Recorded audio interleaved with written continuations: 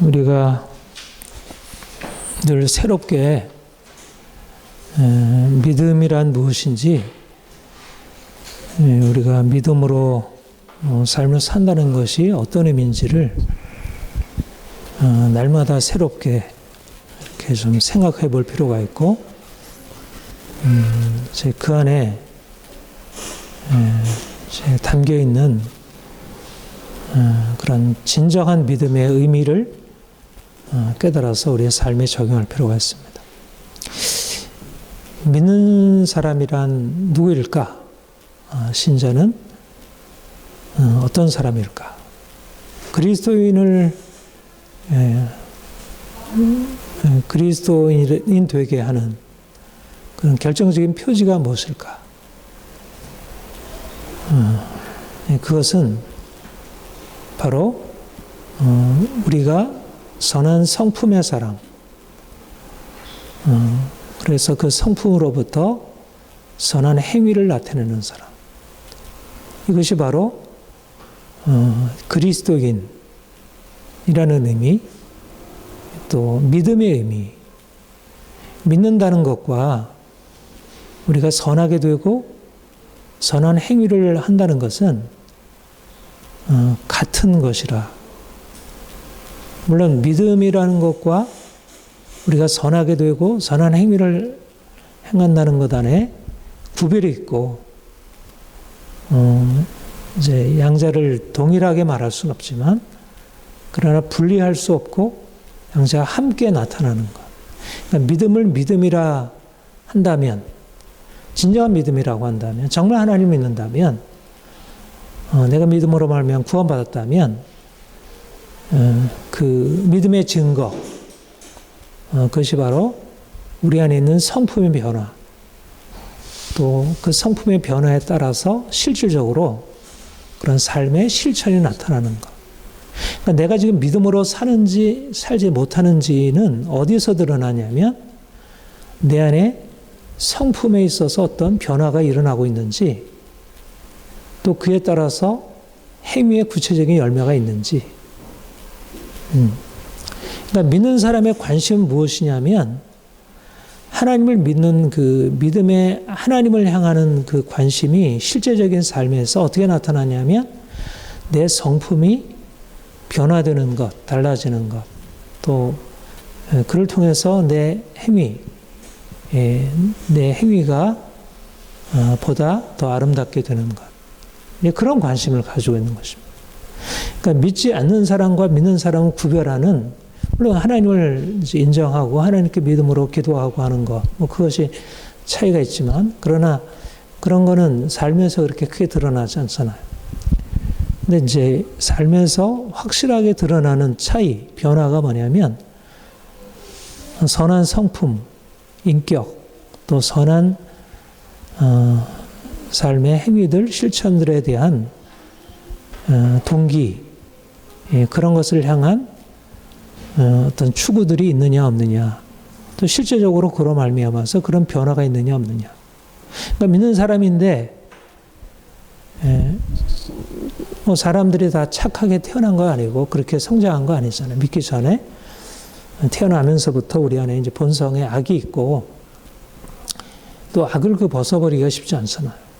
우리 행위, 우리의 말, 행함, 우리의 감정, 우리의 행동들, 뭐 이런 것들이 그러니까 얼마나 문제가 많아요. 왜곡이 많죠. 거짓말하고, 욕심 부리고, 싸우고, 분노하고, 질투하고, 우리 안에 그런 악한 것들이 너무 많이 있잖아요. 그런데 예수를 믿고 나서 그 뒤로 그 인생을 바라볼 때, 그 이전에는 그 아주 생각하는 것이나 느끼는 것이나 삶에 선택하는 것이 늘 자기중심적이고, 그리고 너무 욕심이 많고, 그러니까 뭔가 이렇게 아름답지가 못한 거예요. 별로 이렇게 좋아 보이지 않은 거예요. 근데 믿고 나서 그 하나님을 더 가까이 하고, 기도하고, 말씀 듣고, 교회를 섬기면서 굉장히 마음이 더 너그러워지고, 부드러워지고, 관대해지고, 그리고 아주 인생에 대해서 뚜렷한 그런 정말 좋은 성품, 그런 삶이 나타나는 것을 볼 수 있다는 것입니다. 이것이 바로 믿음으로 말미암아 열매 맺는 삶이고, 그것이 하나님이 우리에게 대해서 기대하는 바이고, 우리가 믿음으로 말미암아 우리에게 나타내 보여질 것입니다. 근데 요즘 어떤가요? 일단 세상 사람들, 하나님을 알지 못하는 사람들에게 있어서 선한 성품을 가지고 있고, 또 선한 행위를 추구하는 사람이 그리 많지 않죠. 그렇죠? 오늘날은 더 이기적으로 되어서 어떻든 좀 돈을 많이 벌어서 내가 원하는 거를 이루어가는 데다 초점을 맞추고 있지, 보다 더 선하게 살아서 다른 사람도 이롭게 하고, 좀 모두가 좀 이렇게 그런 삶에 대해서 옛날보다 더 가치 평가가 낮아지고, 오히려 현실적으로 성공해서 돈을 많이 벌어 집도 크게 사고 그 삶을 여유 있게 누리고 살아가는 것에 대해서 굉장히 높은 평가가 주어지죠. 믿지 않는 사람들에게 있어서 선한 성품, 선한 행위에 대한 긍정적인 평가는 별로 없는 것으로 보여져. 그럼 믿는 사람은 어떤가? 믿는 사람은 그런 면에서 다른가? 덜 이기적이고 이타적인가? 그리고 욕심을 내려놓고 사람들과 이렇게 관계하는 데 있어서 좀 더 자신을 절제할 줄 아는 그런 마음이 있는가? 인간 관계에서 좀 더 상대방에 대한 배려함이 있고, 뭔가 자기를 희생하면서까지라도 상대방을 도우려는 것이 있는가? 분명히 성경에서 그렇게 가르치고 그런 걸 모르진 않죠. 그런 거를 많이 들어왔는데, 일단은 너무 오래 들어와서 진부하게 돼버렸고, 또 실제적으로 삶에서 경험하지 못했고, 또 해봐야 또 잘 안 된다는 걸 많이 느끼고, 또 가장 중요한 거기 장애물이 뭐죠? 이 믿음으로 의롭다함 받는다는 이 신칭에 관한 어떤 잘못된 이해들이 있어요. 우리의 구원에 있어서 행함이 중요하지 않다. 행함이 아예 상관없는 것이다. 우리가 믿음으로 받는 것이지 행함으로 구원받는 것 아니다. 우리는 우리의 공로를 가지고 우리가 잘했느냐 못했느냐에 따라서 지옥 천국이 나눠지지 않는, 행함은 실질적으로 우리의 운명을 좌우하지 않는다는, 그게 교리적으로 이렇게 주어지면서 내가 선을 행하여서 뭔가 내 삶에 보상이 주어진다는 그런 어떤 그 인과응보적인 이런 것이 굉장히 약화되고, 잘못해도 하나님이 용서하셨다는, 이게 우리의 삶의 문제 가운데 있을 때 우리 하나님께 나아가서 은혜를 받고, 하나님이 나를 사랑하시는구나, 나 같은 죄인을 사랑하시는구나 하는 그런 면에서는 굉장히 우리에게 위안이 되고 우리를 살려주는 복음이었지만, 그러나 늘 거기에 머물므로 우리가 잘못된 삶을 살아가고 우리가 악을 행하고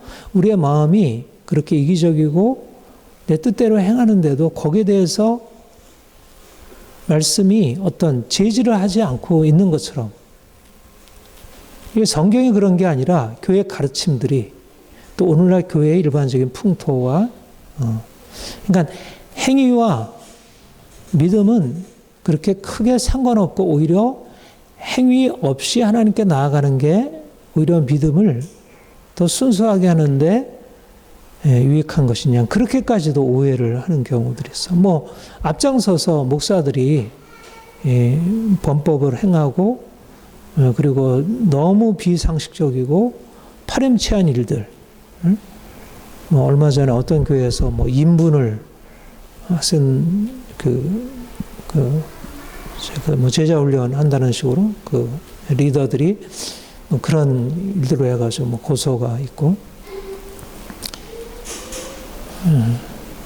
그러니까는 이제 사람들이, 그러니까 오늘날 세상 사람들이 하나님을 알지 못하는 사람들이 자기의 목적을 이루기 위해서, 자기의 성공, 행복을 추구하기 위해서 악을 행하고 자기의 성품을 깨끗게 하는 것에 대해서 관심을 가지고 있지 않은 것이야 그러려니 한다 하더라도, 이제 예수를 믿어서 구별되고 그래서 성도라 이름하는 그리스도인들조차도 사실상 전혀 믿지 않는 사람과 별 다름이 없고, 물론 뭐 어떤 면에서 더 도덕적인 부분도 없지 않아 있지만, 그러나 마음에 이런 이제 생각, 마음의 그 이기적인 마음, 욕심, 그런 미움, 뭐 분노, 뭐 이런 면에 있어서 별 차이가 없는,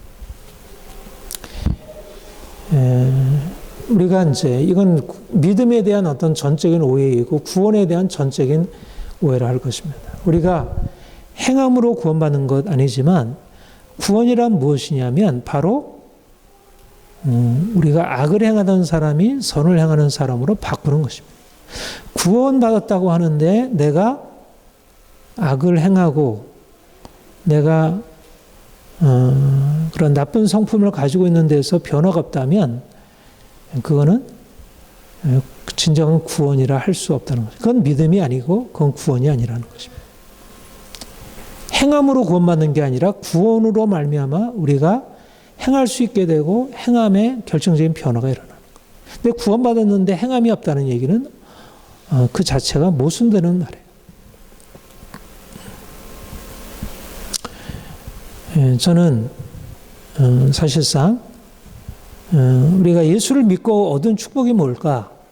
그게 바로 우리 안에 고질적으로 있었던 그런 죄의 문제에서 우리의 세상을 향한 그런 잘못된 추구, 욕망, 죄로부터 벗어나서 선을 행할 수 있는 자가 되고 선한 성품, 선한 행위, 이게 우리의 새로운 정체성으로 주어진다는 것입니다.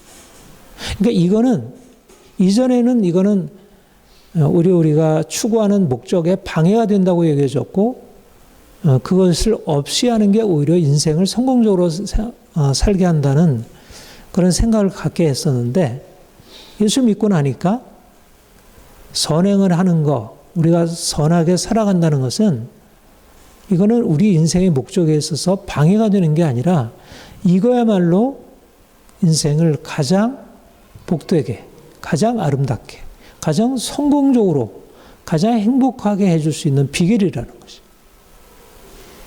그것이 우리가 하나님을 알고 말씀을 깨닫고 난 이후에 알게 되는 새로운 사실입니다. 하나님이 우리를 부르신 목적이 뭐죠? 하나님이 우리를 죽은 자 가운데서 살리시려고 하는 거예요. 하나님의 목적은 삶이에요. 살아있는 거예요. 산다는 것은 우리가 생각하는 것처럼, 보통 사람들이 다 기대하는 것처럼 잘 사는 거예요. 잘 사는 것 안에는 행복도 있고 성공도 있고, 그러니까 하나님이 우리를 부르신 목적은 생명이고, 그거를 오늘날의 언어로 번역하자면 성공과 행복이라 할 수 있어요. 그러니까 하나님의 목적과 인간의 목적이 다 다른 건 아니에요.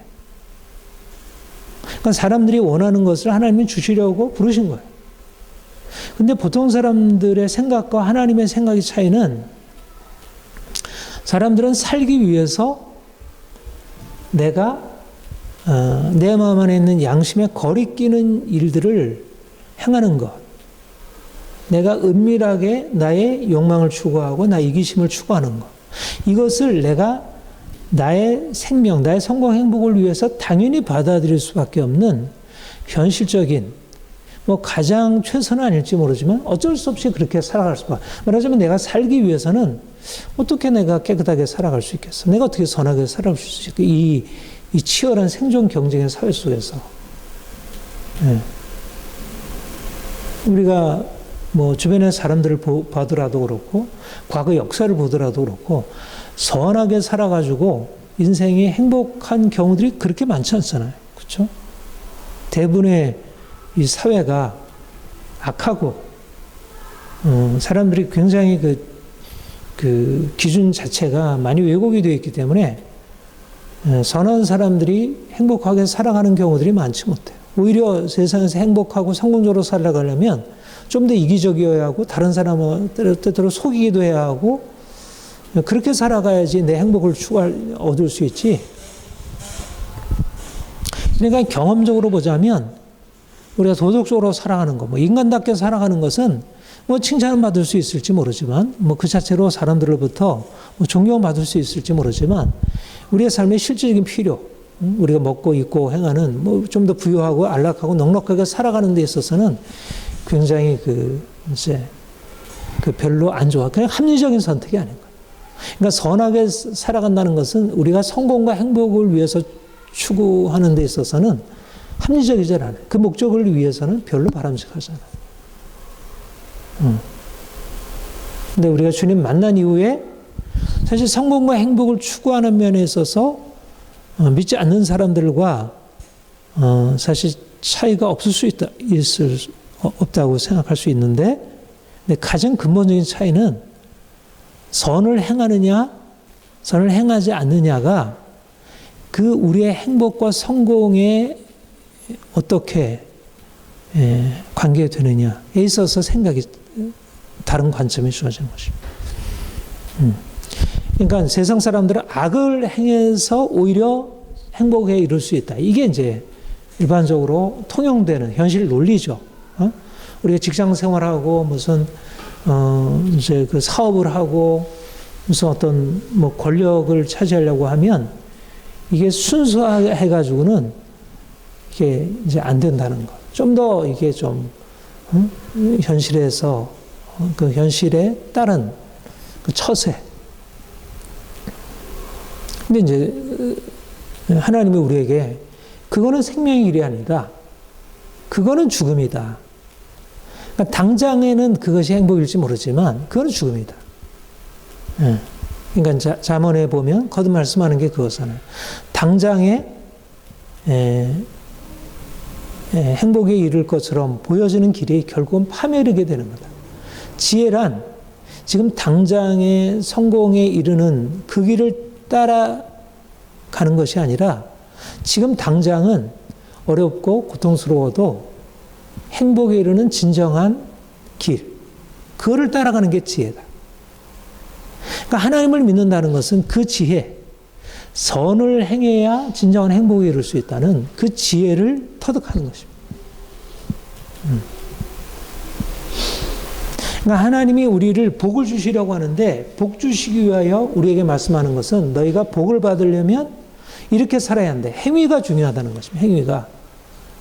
근데 그 행위가 단지 겉으로 드러난 행위만이 아니라 내면의 성품, 내면의 진정한 마음의 동기로부터 비롯된 행위, 그 행위가 있어야 한다.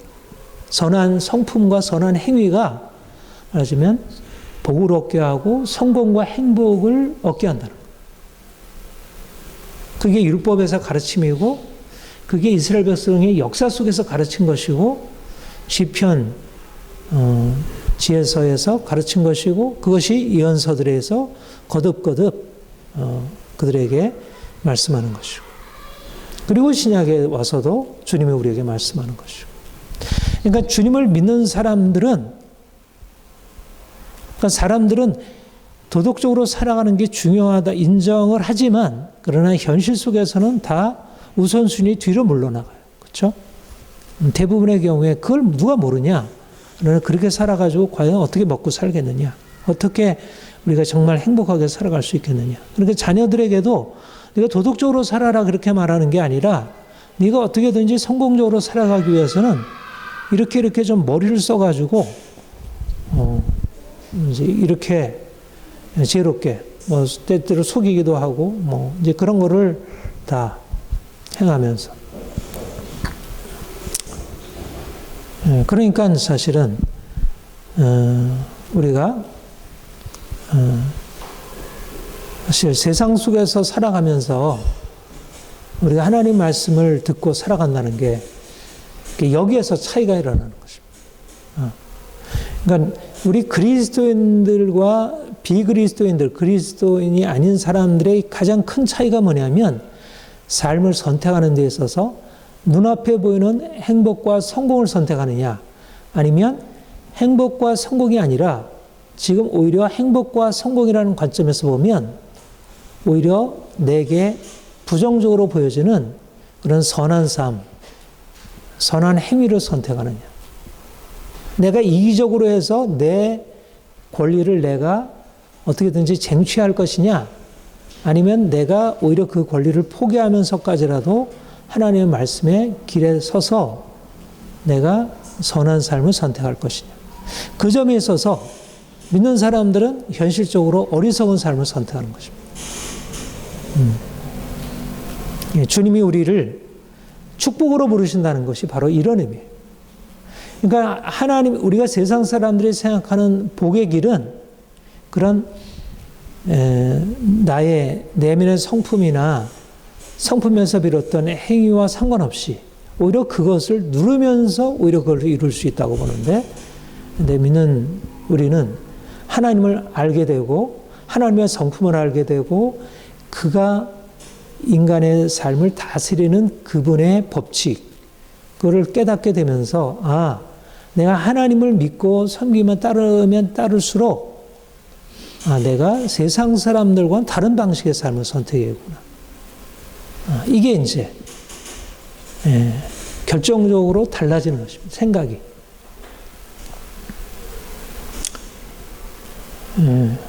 그러니까 우리가 탁월한 삶에 대해서 우리 올해 목표를 세우고 하잖아요. 탁월한 삶이란 무엇일까?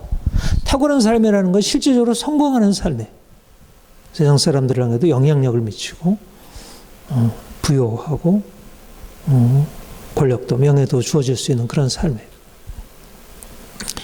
탁월하다는 것은 단지 내적인 것만이 아니라 현실적으로도 뛰어난 그런 것을. 그런데 현실적으로 보통 사람들이 생각하는 탁월함이라는 것은 이 도덕성의 기반, 인성의 기반이라는 것을 오늘날 인정하지 않고 그것을 뛰어넘어서 그걸 건너뛰고 가장 대표적인 것이 니체나 마르크스 같은 사람들. 이들은 굉장히 탁월한, 니체는 초인을 추구했고 마르크스는 온 세계를 변화시키는 그런 혁명적인 아주 비전을 가졌어. 탁월한 인생을 꿈꾸는 사람들이죠. 그러니까 니체가 사람들한테 강력하게 어필하는 것은 그가 가지고 있는 초인의 비전이에요. 탁월한 인간. 마르크스도 마찬가지로 이 세상을 완전히 저 아름다운 신적인 영광의 세계로 바꾸고자 하는 탁월한 비전을 가지고 있어요. 근데 그들은 도덕성이야말로 오히려 그런 탁월한 비전을 이루는 데서 방해가 된다고 봤어요. 오히려 도덕성을 가지고 있기 때문에 사람들이 그 탁월한 비전을 향해서 나아가지 못하고 오히려 눌린다는, 이게 니체가 생각하는 초인적인 인간상이에요. 인간이 선악의 기준 앞에 서게 되면 자꾸 자기가 가지고 있는 그 초인을 향한 권력 의지를 잃어버린다. 또 마찬가지로 마르크스도 인간을 너무 그 현실로부터 출발하지 않고 어떤 관념, 기독교적인 어떤 관념을 가지고 출발하면 인간의 세상을 변화시키는 의지를 꺾는다. 그러니까 오늘날 사람들이 니체나 마르크스가 전형적으로 오늘날 시대를 끌어가는 아주 중심 인물들이거든. 그러니까 사람들은 도덕이 아니라 옛날에는 예를 공자든 석가든 소크라테스든 사실 도덕성이야말로 인간의 성공 행복의 기초다. 그렇게 보았거든요. 그러니까 과거에 있어서 인간이 추구해야 할 바는 기본적으로 인간이 행복하려면, 모두 다 행복하려면 도덕적이어야 한다. 이렇게 생각했어요. 근데 오늘날에 있어서는 마르크스, 니체와 같은 사람들에 의해서 사실 도덕성은 오히려 굉장히 방해되는 요인이라.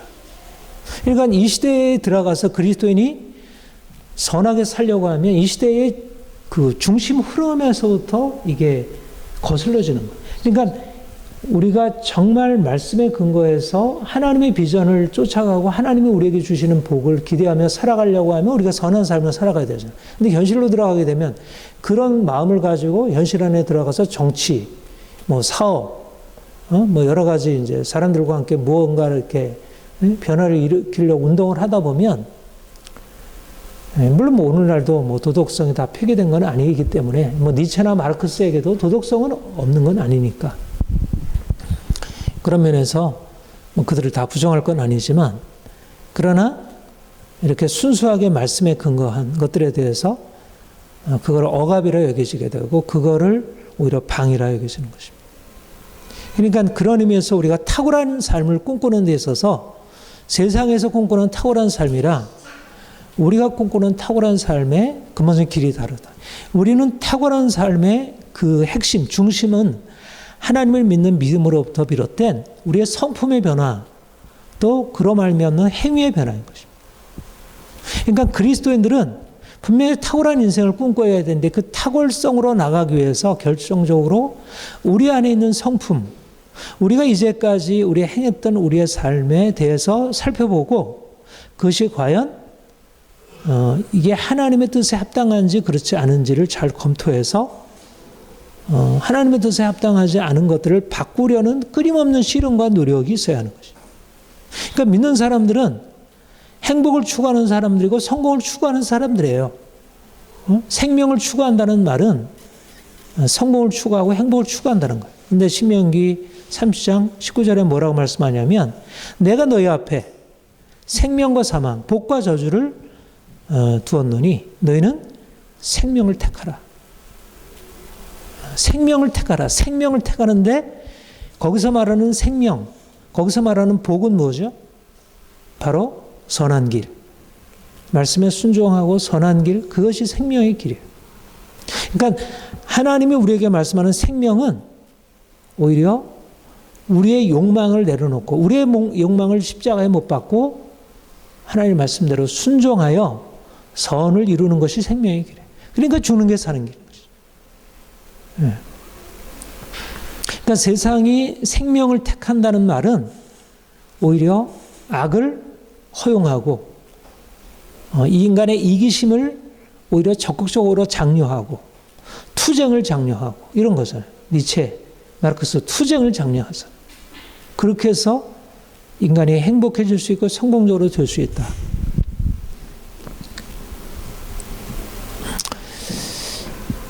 우리가 이러한 삶에서 벗어나서 이제까지 우리의 삶을 끌어왔던 과거의 잘못된 삶의 습관들, 악을 허용하고 악행을 허용하고 또 선한 삶에 대해서 별로 그렇게 관심을 두지 않았던 삶의 오래된 습관에서 벗어나서 이제는 정말 선을 행하는 것을 습관적으로 할 수 있도록, 그러니까 자연스럽게 마치 우리가 밥 먹을 때가 되면 우리가 배고파가지고 밥을 먹게 되듯이 내가 습관적으로 잠자고 습관적으로 밥을 먹고 습관적으로 나가서 일하듯이 우리가 습관적으로 선을 행하는 것.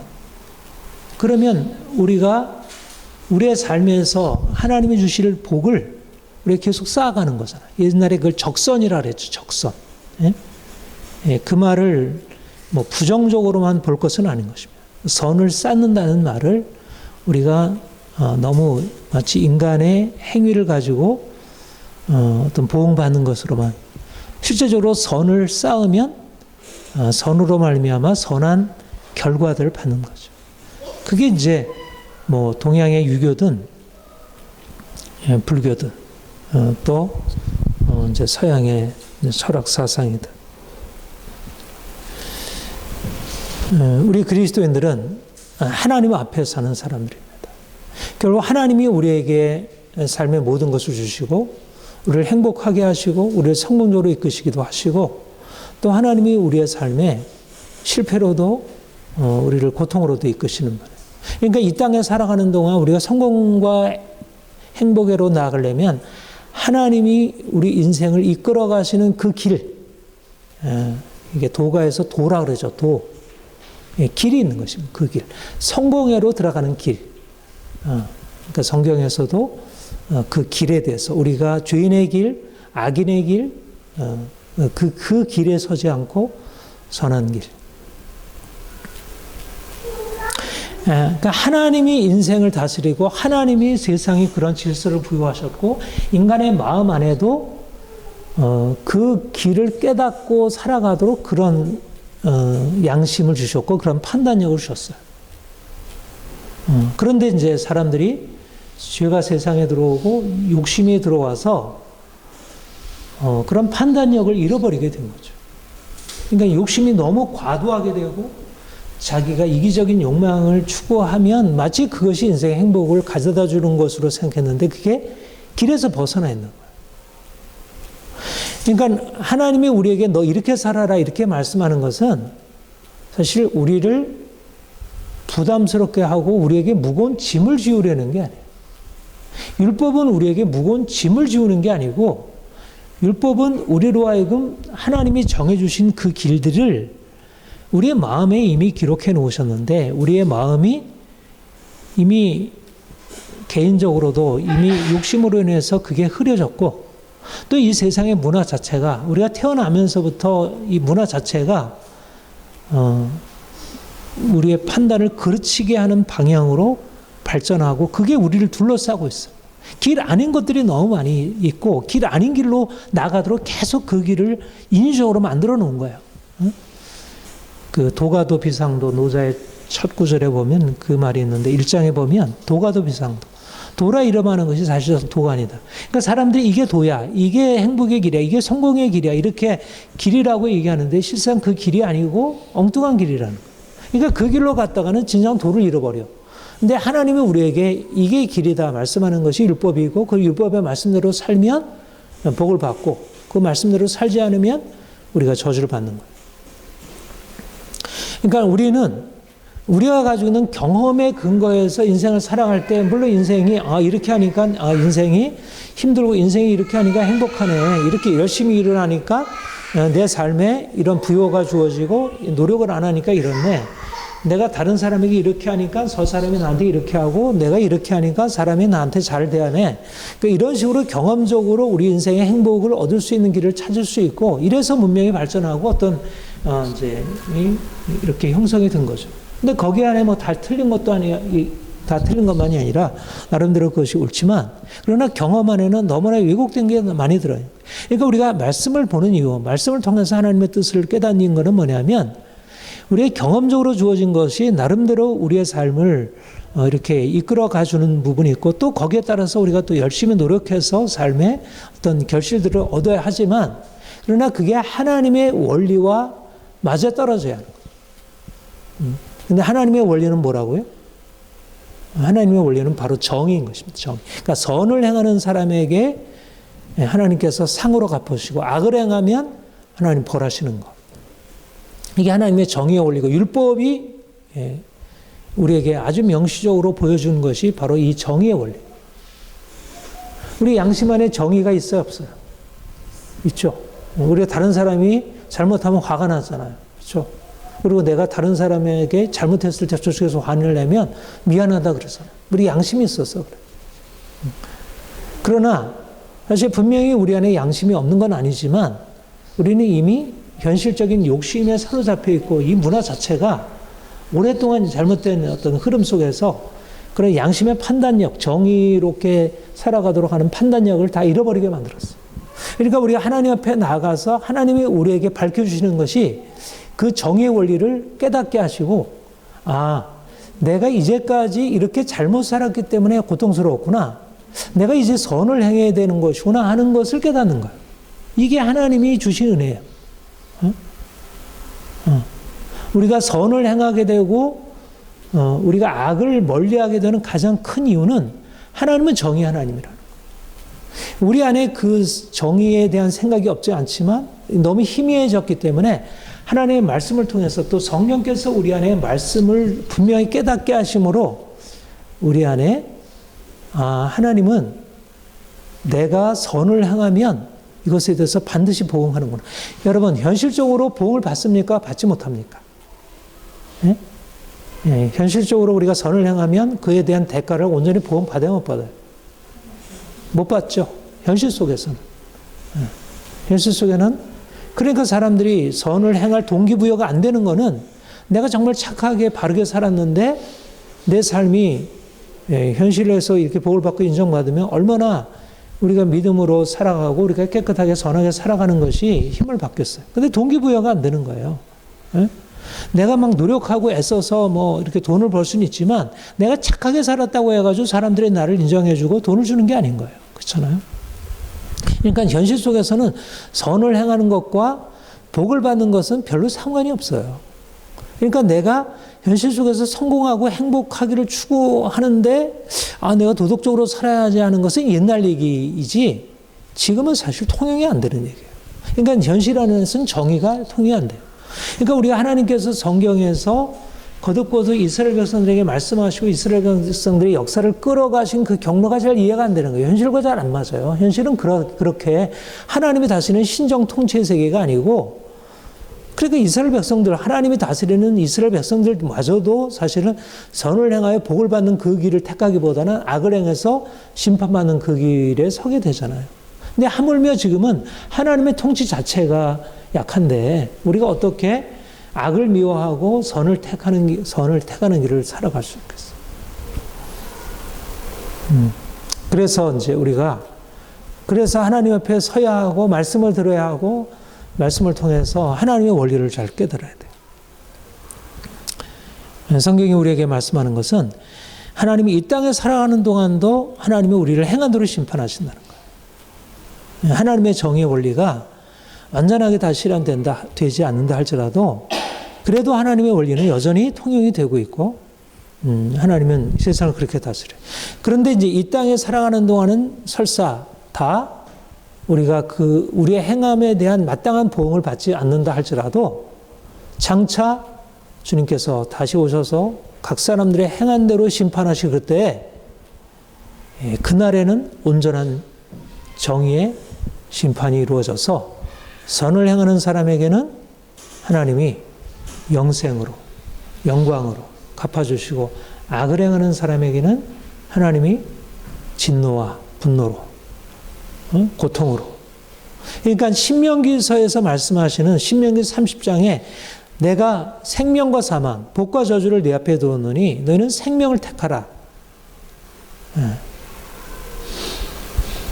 생명을 택하여 그들이 말씀에 순종해 선을 행하게 되면 그들이 가나안 땅에 들어가서 복을 받게 되듯이, 마찬가지로 우리가 이 땅에 사는 동안 우리 하나님 말씀대로 순종해서 선을 행하게 되면 장차 주님께서 우리에게 우리 행한 대로 심판하실 그날에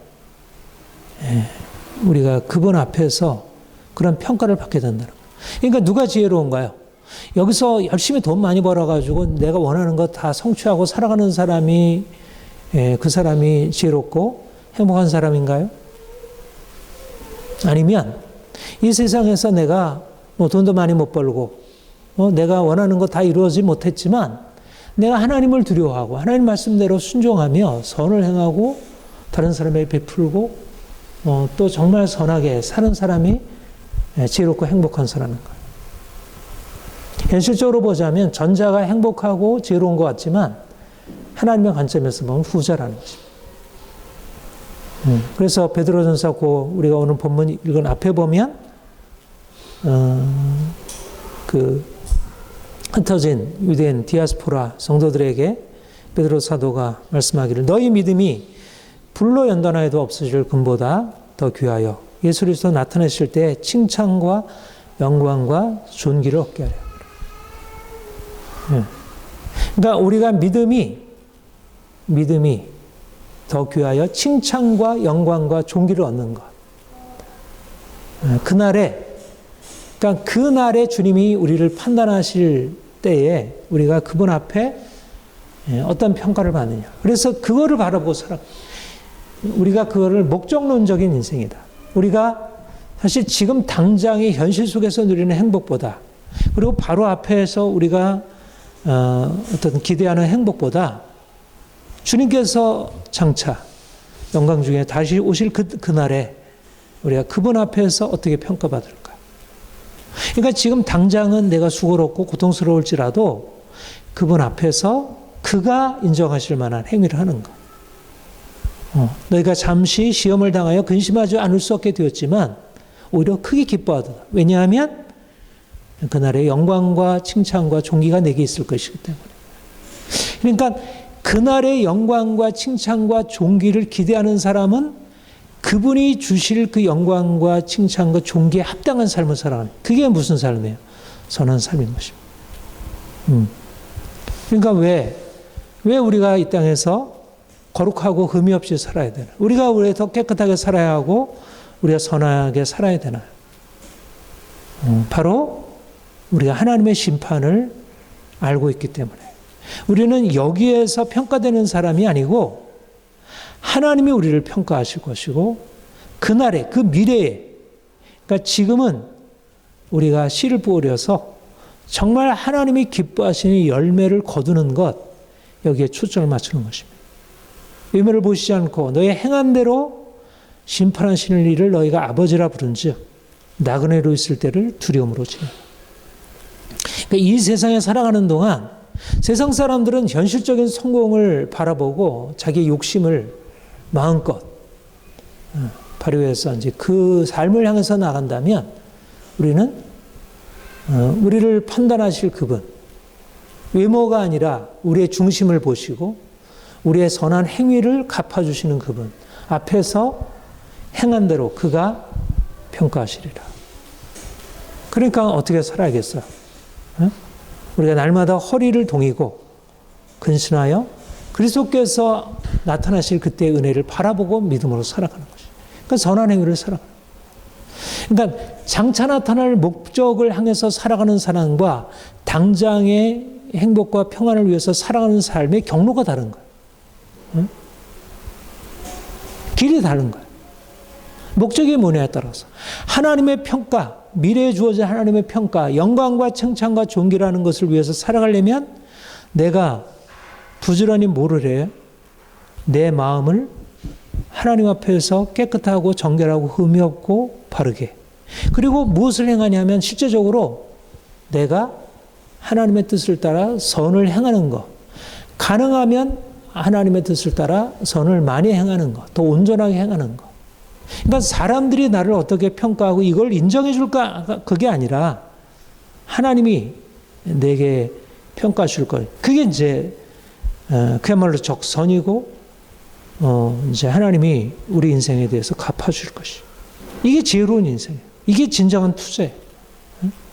여러분, 내가 하버드 대학을 들어가려고 하면 어떻게 돼요? 하버드 대학에서 요구하는 그 기준에 부합한 뭔가를 준비해놔야 되잖아요. 그렇죠?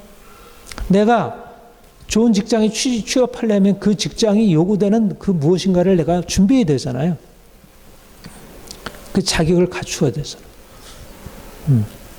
우리가 하나님 나라의 상급을 받으려면 하나님 나라의 상급에 합당한 자로 우리가 서는 것이죠.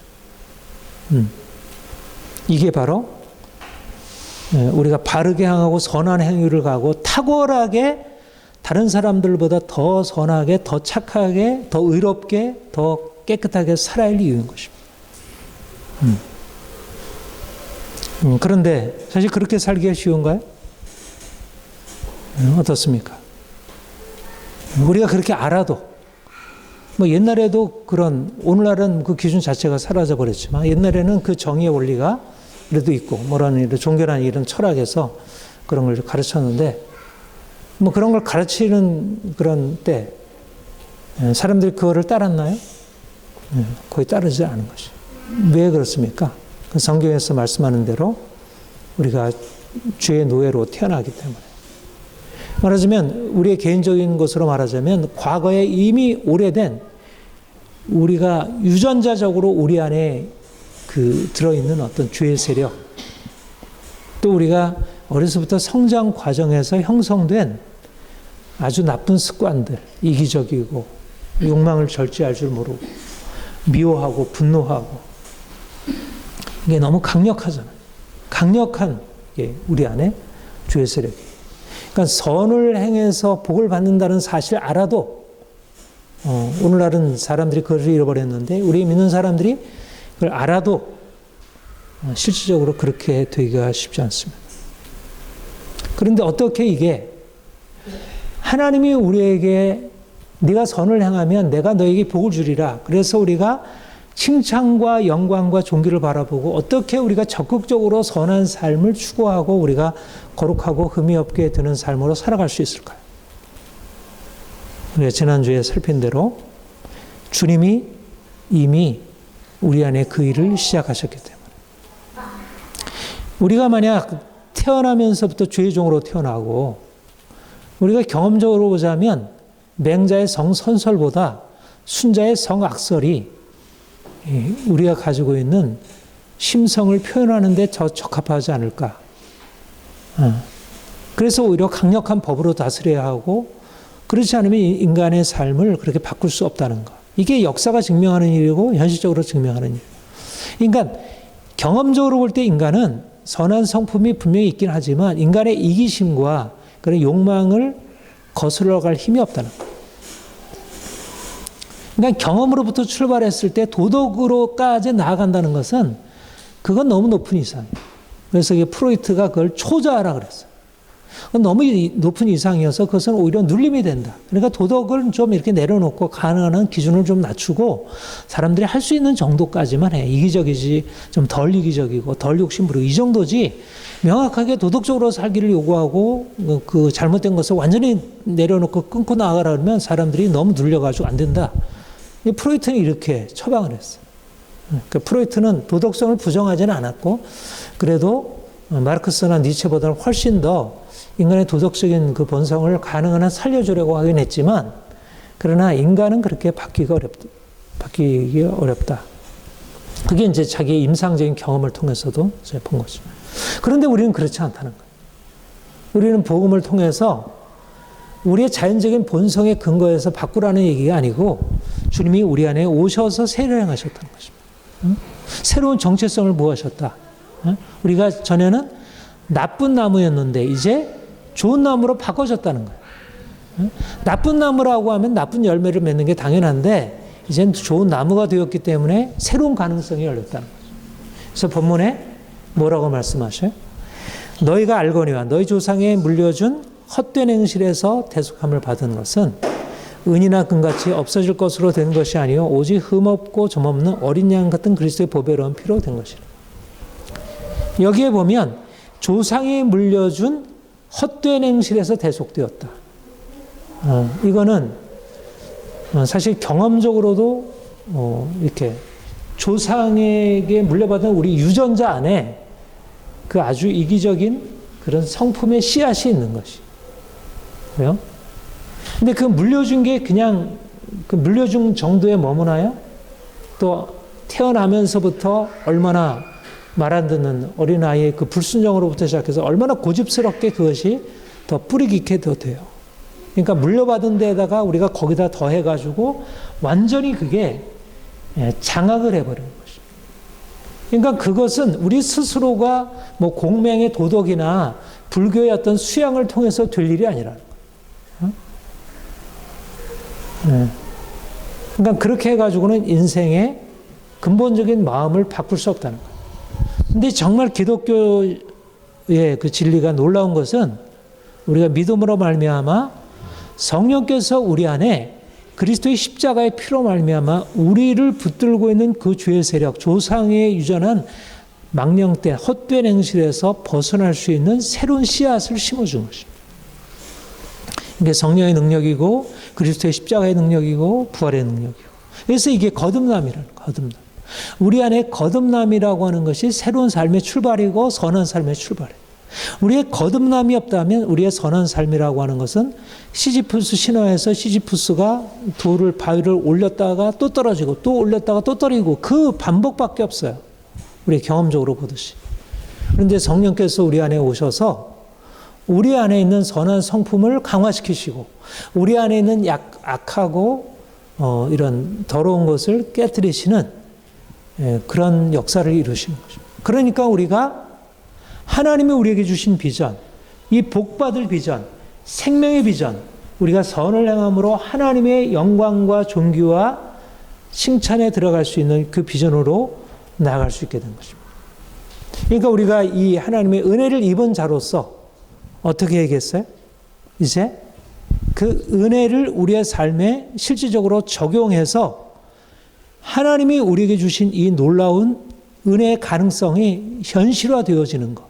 그러니까 잠재적인 것이 현실화되는 것. 이게 이제 우리 그리스도인으로서의 삶의 과정인 것이죠. 우리가 신앙생활이라고 하는 것은 결국 하나님이 우리에게 주신 그런 새로운 성품, 선한 성품, 예수님의 성품, 순종하신 그분의 성품을 따라서 우리가 실제적으로 살아가는 것. 너희가 순종하는 자식처럼 전에 알지 못하던 때에 따르던 너희 사욕을 본받지 말고 너희를 부르신 자처럼 거룩한 자처럼 너희도 모든 행실에 거룩함을. 두 가지 삶이 있잖아요. 사욕을 본받는 불순종의 삶이 있었어요. 우리의 욕심에 따라서 말씀에 거스려 행하는 불순종에서. 그 결과는 뭐였죠? 진노와 파멸이었어요. 그게 과거의 우리 인생, 저주의 인생이었어요. 그런데 이제 주님이 우리에게 오셔서 이제 우리에게 거룩한 성품, 거듭남이라는 어떤 새로운 새 역사를 창조하셨어요. 그러니까 만약 우리가 사욕을 본받아서 불순종의 삶을 살아갈 경우라고 하면 거기에다가 뭐 하나님 율법이 주어지면 그야말로 이거는 억압적인 초자가 될 수밖에 없죠. 내가 할 수 없는 것을 강요당하니까 더 고통스러운 거죠.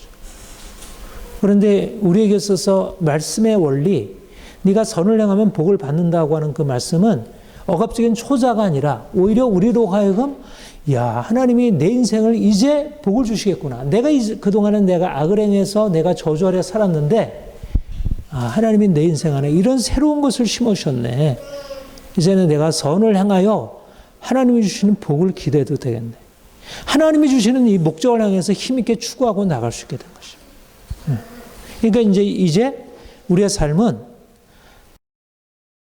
하나님의 가능성에 근거, 하나님이 주신 새 일의 근거에서 이제 과거에 우리를 붙들고 있는 강력한 쇠사슬과 같은 우리의 얽매임, 죄의 얽매임, 이 욕망, 이기심, 이런 얽매임으로부터 이제는 끊고, 그 과거의 유대를 끊고, 그 과거의 견고한 습관을 깨뜨리고, 이제는 새로운 습관으로 나가서, 이제는 축복받을 습관을 행하는 거죠.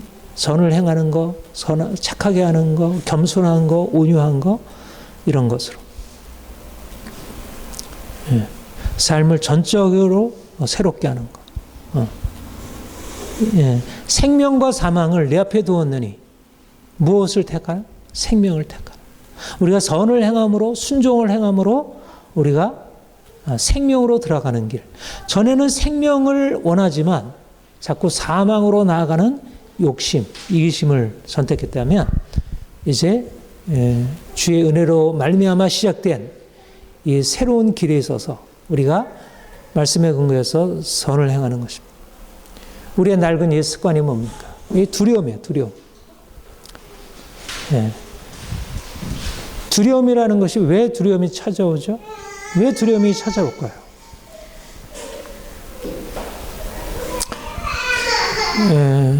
우리가 결국 악을 행할 수밖에 없고 그로 말미암아 우리가 심판 아래에 놓여있기 때문에 두려운 것이.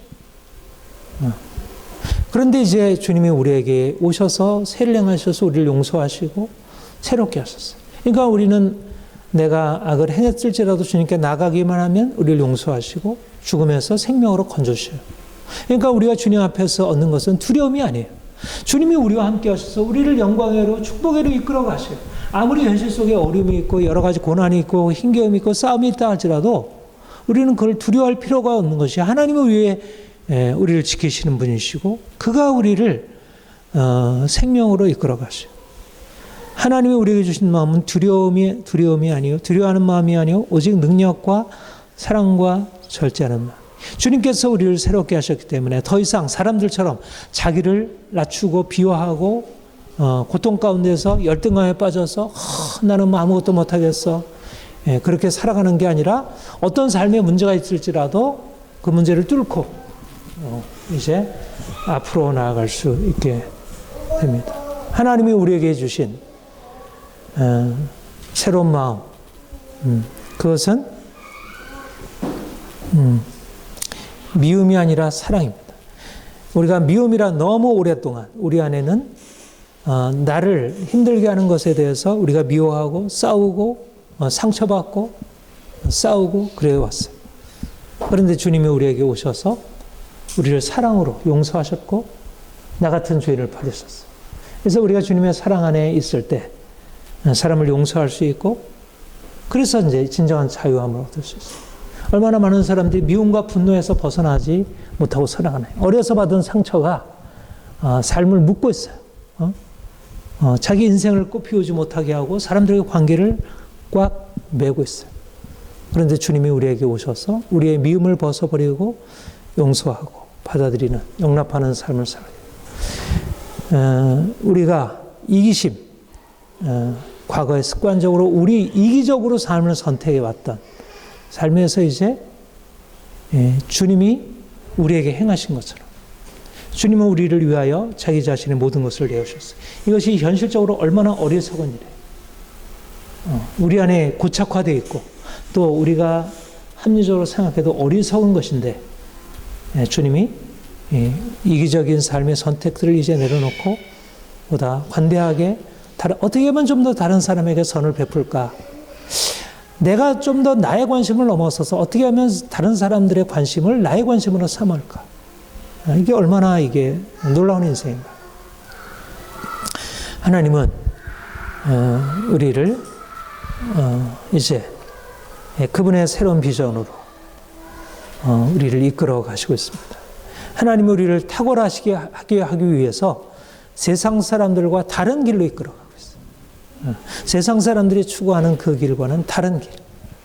정말 탁월하게 되는 길. 그리고 이전에 과거에 우리가 살아왔던 편안하고 너무 익숙한 것에서 벗어나는 것입니다.